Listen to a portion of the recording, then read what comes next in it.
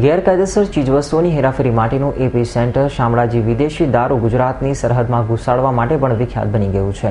ત્યારે દારૂ સાથે પાયલોટિંગ કાર તેમજ 2 ટ્રક સાથેના કરોડોના મુદ્દામાલને પોલીસે ઝડપી પાડ્યો હતો. અરવલ્લી જિલ્લાની શામળાજી ચેકપોસ્ટ અવારનવાર ગેરકાયદેસર ચીજવસ્તુઓ તેમજ હેરાફેરી પકડાવા અંગે જાણીતી બની છે. ત્યારે શામળાજી પોલીસે પીએસઆઈ એચપી ઝાલાની આગેવાની હેઠળ માતબર રકમનો વિદેશી દારૂ ઝડપી લેતા ખળભળાટ મચી ગયો છે. પોલીસે વહેલી સવારે આરટીઓ ચેકપોસ્ટ નજીક રાજસ્થાન તરફથી ગુજરાતમાં પ્રવેશી રહેલા વાહનોનું ચેકિંગ કરી રહી હતી. ત્યારે એક ટ્રેલરને અટકાવી તેની તલાશી લેતા તેમાંથી વિવિધ માર્કાની 1100 પેટી વિદેશી દારૂ મળી આવ્યો હતો. ટ્રેલરના ડ્રાઈવરને અટકાયત કરી પૂછપરછ કરતા ટ્રેલરની આગળ એક કાર પાયલોટિંગ કરી રહી હોવાનું જણાવતા જ પીએસઆઈની ટીમે શામળાજી આશ્રમ વિસ્તારમાંથી પાયલોટિંગ કારને ઝડપી લઈ તેને ઝડપી તેમાં બેસેલા 3 શખ્સોની પણ અટકાયત કરી હતી.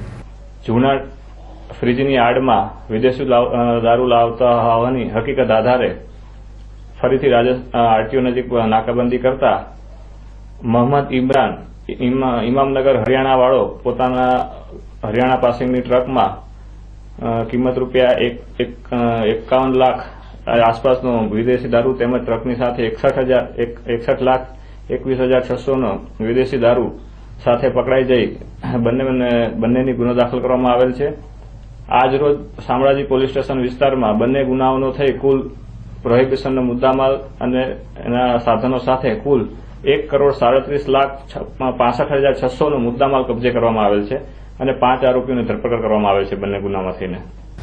2-3 કલાકના સમયગાળા બાદ ફરીથી શામળાજી પોલીસે ચેકપોસ્ટ નજીક વાહન ચેકિંગ હાથ ધરતા એક ટ્રકને અટકાવી તલાશી લેતા જૂના ભંગાર તેમજ ફ્રીજની આડમાં વિદેશી દારૂનો પેટી મળી આવી હતી.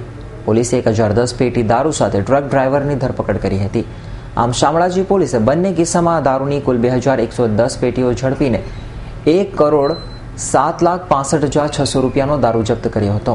અન્ય મુદ્દામાલ સ્વરૂપે કન્ટેનર, ટ્રક અને પાયલોટિંગ કરી રહેલી કાર સાથે ₹30 લાખના વાહનો જપ્ત કરી 5 આરોપીઓની અટકાયત કરવામાં આવી હતી. Alpesh Rathod, S9 news, Aravalli.